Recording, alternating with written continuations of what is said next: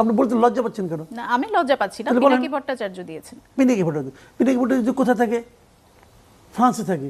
ফ্রান্সে কিভাবে গেল? ইন্ডিয়া থেকে গেছে। ইন্ডিয়া কিভাবে গেল? এখান থেকে চোরাই পথে গেছে। তো চোরাই পথে ইন্ডিয়া গেলো, তার কোনো ইমিগ্রেশন সিল ছিল? সিল ছিল না।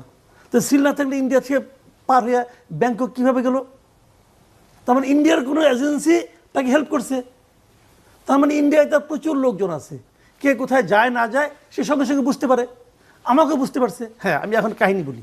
আমি ইন্ডিয়ায় গিয়েছি, আমার ছেলে সেখানে পড়ে, দার্জিলিং আমার ছেলে পড়ে, তাও আজকে 3-4 বছর আগের থেকে। ঠিক আছে, ছেলের পরীক্ষা শেষ, তাকে আনতে ছেলের মা বাবা গেছে। যাওয়ার পর আমার ওয়াইফ বলছে আমি একটু আজমির দেখে যাবো। আজমির সে যাবে, আজমির তারপর নিয়ত ছিল গেছে। আপনি তো যে কোনো কারণেই যেতে পারেন। গেছি না, আমি গেছি। এখন আমার কোশ্চেনটা হলো কি, ব্যক্তিগত পর্যায়ে আমি কখন বাথরুমে যাব সেটাও কি ওর কাছে বলে যেতে হবে? ওকে ওকে ও দেশে আসুক না,